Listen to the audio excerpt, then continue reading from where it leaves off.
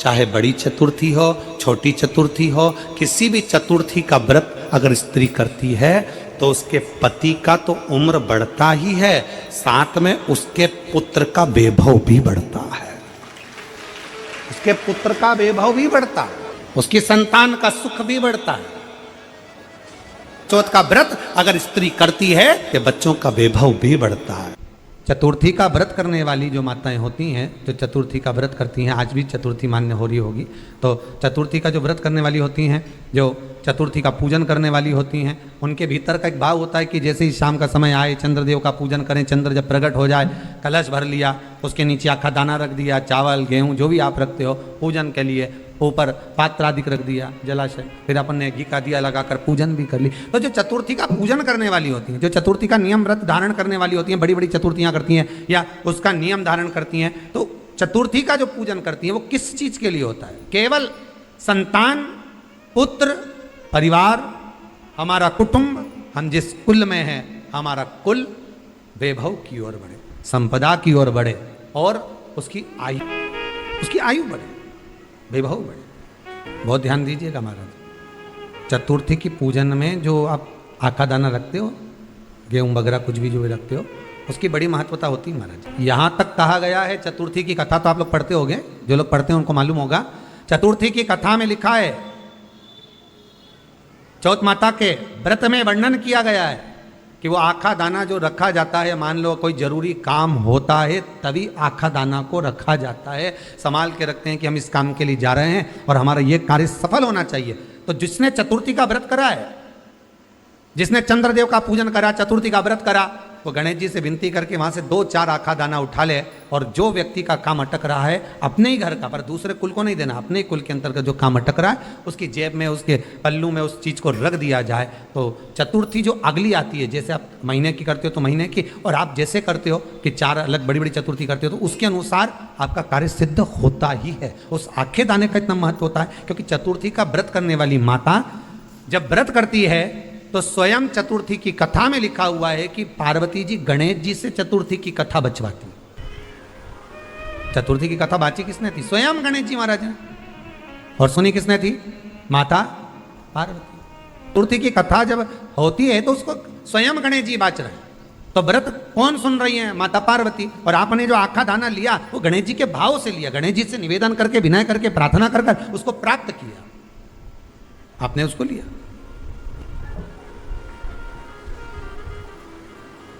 फल प्रदान कर देता है, कार्य की सिद्धता देता है। जिसकी फैक्ट्री नहीं चल रही हो,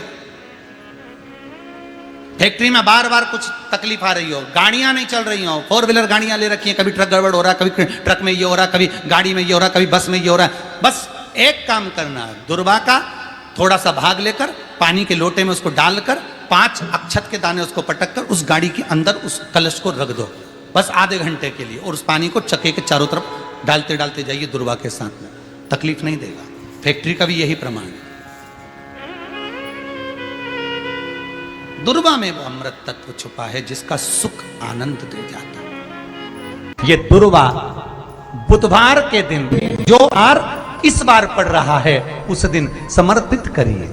41 दुर्वा प्रत्येक बुधवार को गांठ लगाकर गणेश जी को समर्पित कर कर वापिस उठाकर उस दुर्वा को खाली पेट, आपके घर में भी गणेश जी होंगे, उनको समर्पित करो, खाली पेट इस दुर्वा को केवल चबा चबा कर खा लो और आधे घंटे बाद पानी को पी लो। बुधवार की बुधवार 5 बुधवार करना, गणेश जी को चढ़ाना, सफेद दुर्वा को गणेश जी को समर्पित कर कर चबा चबा कर खाना।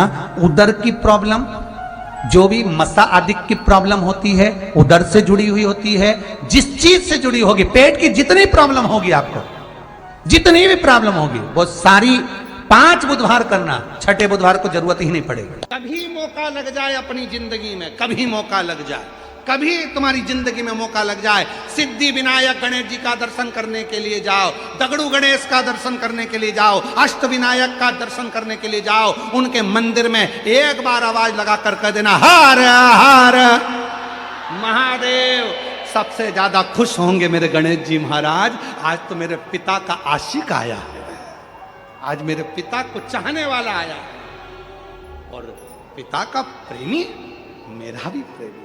कभी हरि विट्ठल का दर्शन करने के लिए पंढरपुर में जाओ, क्योंकि भारत की भूमि पर केवल एक भगवान नारायण का मंदिर ऐसा है, पूरी भारत की भूमि में क्या पूरे विश्व में केवल भगवान पांडुरंगा हरि विट्ठल का मंदिर ऐसा है जिसमें भगवान विष्णु के सिर पर शंकर का शिवलिंग है। वो पूरी दुनिया में एक हरि विट्ठल में, केवल पांडुरंगा हरि विट्ठल। इसलिए पंढरपुर में दर्शन करने जाओ, विट्ठल विट्ठल विट्ठल विट्ठल विट्ठल विट्ठल के साथ में एक आवाज और होना चाहिए, हर हर महादेव। तो हरि विट्ठल प्रसन्न हो जाते हैं। मेरे मस्तक पर जो शिव बैठे हैं उसको देखकर आवाज लगा रहा है, हरि विट्ठल। यदि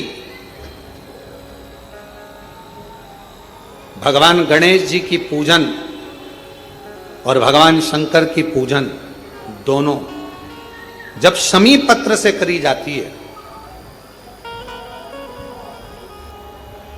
तो शरीर में कैसा भी रोग भरा पड़ा हो, डॉक्टर ने कह दिया कि यह बहुत बेकार रोग है और यह रोग इसका पीछा नहीं छोड़ेगा। यदि आपको डॉक्टर ने कह दिया कि ऐसा है, डॉक्टर की दवाइयां लो, जांच कराओ, डॉक्टर को दिखाओ, रिपोर्ट लाओ, पर साथ में 7 स्थान बताए हैं जहां पर शमी पत्र को अगर चढ़ाते रहे चढ़ाते रहे चढ़ाते रहे तो वो रोग कितना भी बड़ा हो, आखिरी में वो रोग समाप्त हो ही जाता है। 7 स्थान बताए शमी पत्र। अब शमी पत्र के 7 स्थान तो बताएं, पर शमी पत्र की इतनी महत्वता क्यों है, मंदार की इतनी महत्वता क्यों है, गणेश जी की पूजन में, शिव जी की पूजन में इतनी महत्वता क्यों है? 7 स्थान पर शमी पत्र का वर्णन किया गया। 7 स्थान शिव महापुराण के वो 7 स्थान शिवलिंग के आप लोग देखेंगे, दर्शन करेंगे। ये मानकर चलिए ये जलाधारी है, ये जहां से जल बहता है वो स्थान है, ये शिवलिंग है। समझ में आ रहा है सबको? ये शिवलिंग, ये जलाधारी, ये जल बहता है वो स्थान, बीच में अशोक सुंदरी का स्थान, गणेश जी कार्तिकेय जी का स्थान, माँ जगत जननी का हस्तकमल, शिवलिंग, ऊपर जलाधारी में जया, विषहरा, शामली बारी, दौतली, 7 स्थान बताए। पहला स्थान अशोक सुंदरी का स्थान, द्वितीय स्थान भगवान श्री गणेश जी महाराज का स्थान, जहां गणेश जी का स्थान है सीधे भाग में उस। तृतीय स्थान मां पार्वती जी का हस्तकमल। चतुर्थ स्थान भगवान शंकर का शिवलिंग। चौथा स्थान। 5वां स्थान नंदी का उठा हुआ चरण, जो नंदी का पांव उठा हुआ रहता है एक आगे वाला, 5वां स्थान। और 2 शमी पत्र भगवान शंकर के सम्मुख में से अपनी कामना कर कर 3 बार पंचाक्षर मंत्र का या श्री शिवाय नमस्तुभ्यम का स्मरण कर कर वो शमी पत्र भगवान शंकर के शिवलिंग पर फिर समर्पित कर दिया जाए। अगर ये 7 शमी पत्र समर्पित कर कर 1 बेलपत्र शिव जी को समर्पित करा जाता है तो धीरे धीरे कैसा भी बड़े से बड़ा रोग हो वो धीरे धीरे कटना प्रारंभ हो जाता है। जो बेटा बेटी नौकरी के लिए अप्लाई कर रहे हैं, जो बेटा बेटी चाहे सरकारी नौकरी हो, प्राइवेट नौकरी हो, सर्विस के लिए अप्लाई कर रहे हैं, उन बेटा बेटियों से निवेदन है, दुर्वा शिव जी को समर्पित कर कर केवल दूब जानते हो ना, दुर्वा सब जानते हैं। दुबा जो माला पिनाई थी उसमें बहुत सारी लगी थी, पड़ी है यहाँ, बताना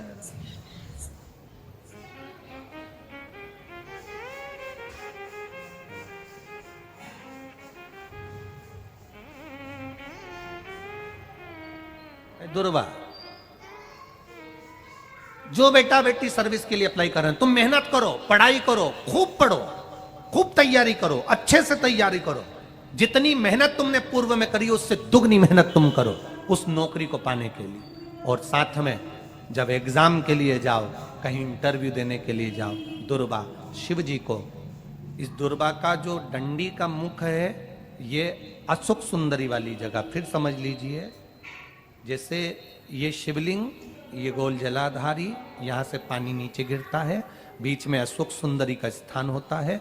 तो ये जो दुर्वा हम चढ़ाएंगे तो इसका डंडी का मुख शिवलिंग की पर चढ़ाएंगे तो ये शिवलिंग पर डंडी की जो भाग है वो अशोक सुंदरी की ओर हो गया और ये भाग इस ओर हो गया।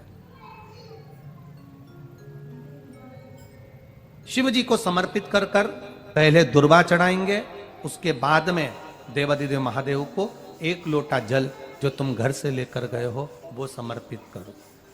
3 महीना लगातार अपनी पढ़ाई की मेहनत करो, अपने इंटरव्यू की मेहनत करो और खूब अच्छा पढ़कर साथ में 1 लोटा जल और दुर्वा, शिव जी को भले 10 दुर्वा की जगह केवल 1 दुर्वा चढ़ाओ, चढ़ाकर जल चढ़ाना। 3 महीने तक लगातार बाबा से प्रार्थना करना। विश्वास कहता है अगला पत्र तुम्हारा व्यासपीठ पर होगा, नौकरी मिलेगी, निश्चित है। आप करो मेहनत, कर्म करने में पीछे मत हटना, पढ़ने में पीछे मत हटना, विद्या अध्ययन करने में पीछे मत हटना, अच्छी एजुकेशन पाने में पीछे मत हटना। पहले मेहनत अपनी करो। पूर्व में जो इंटरव्यू दिए हैं उसमें जितनी कमी रह गई अगली कमी को पूर्ण करने के लिए अच्छी मेहनत करो, खूब पढ़ो, खूब अच्छे से विद्या अध्ययन और फिर बाबा पर समर्पित होकर जाओ, बाबा पर विश्वास कर कर जाओ, भरोसा पूरा कर कर जाना।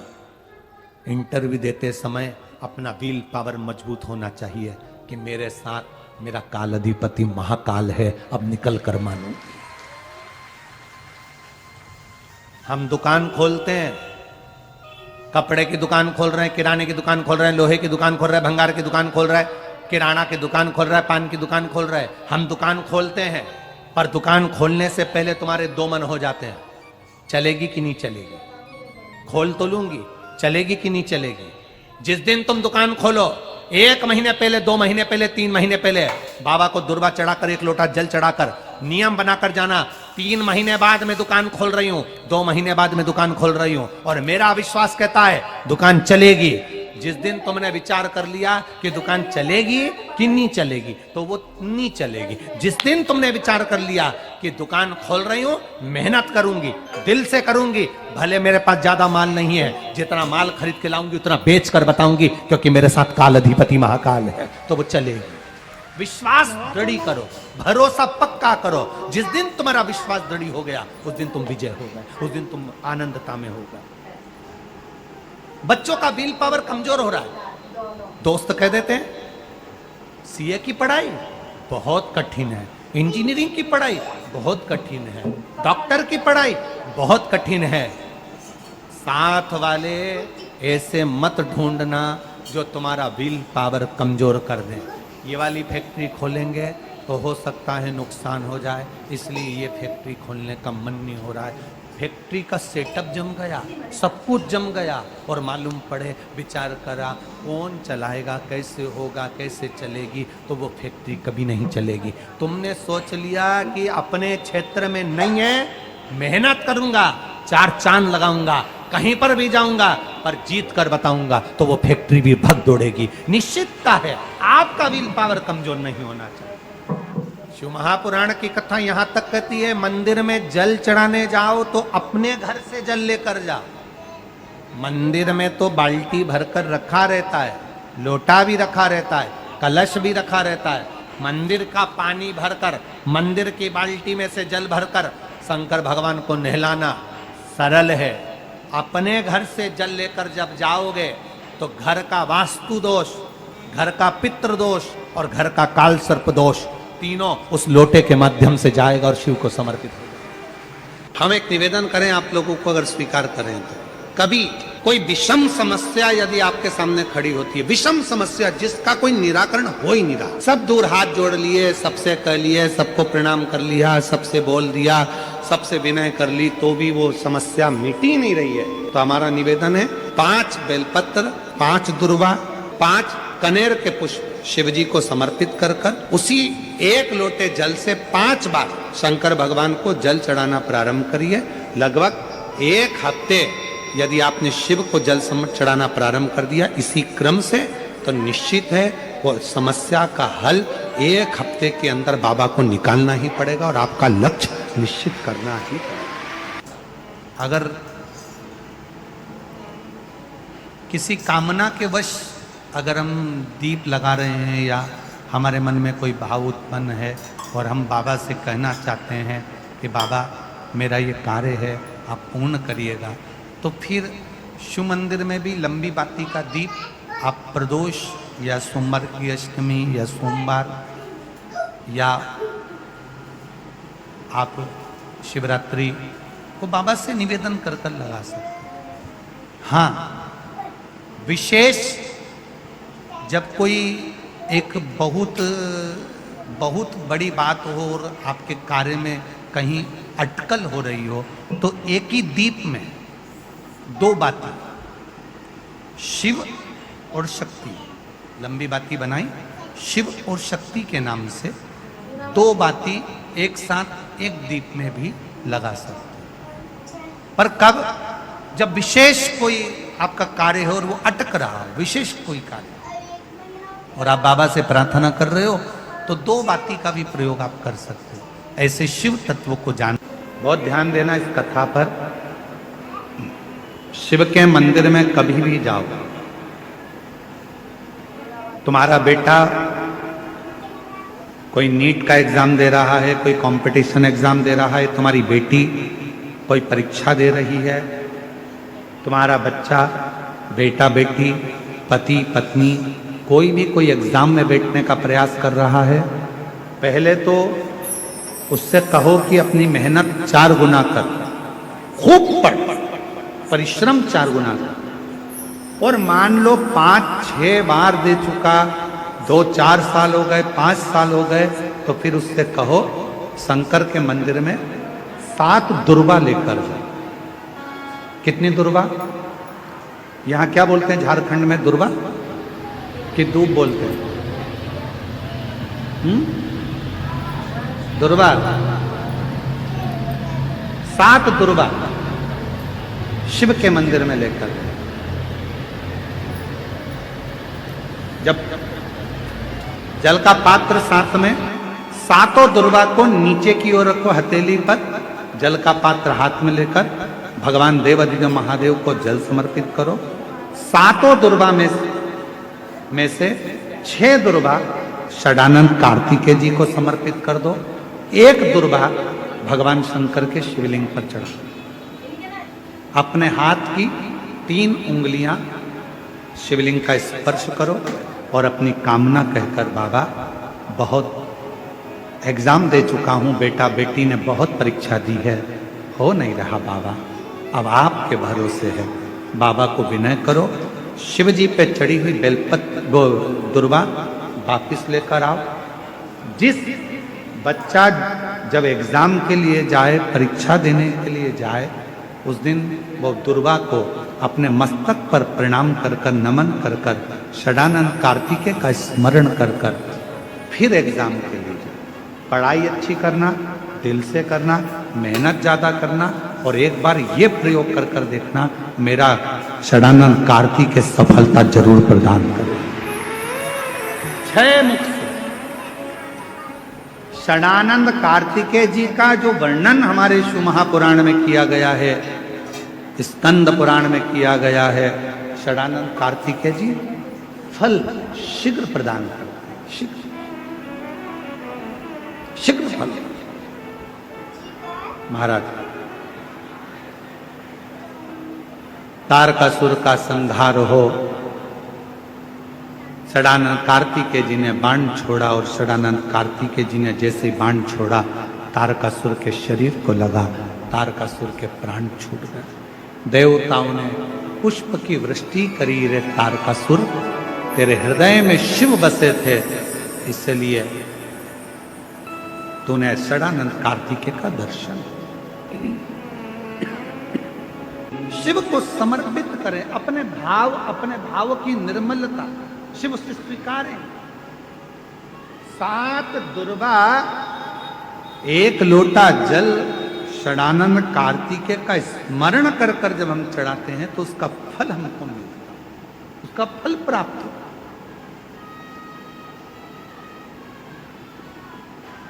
उसका फल हमें मिलता है। शिव कथा महाराज करें जी, फिर ही कब रहते हैं? तो हमने कहा अब ये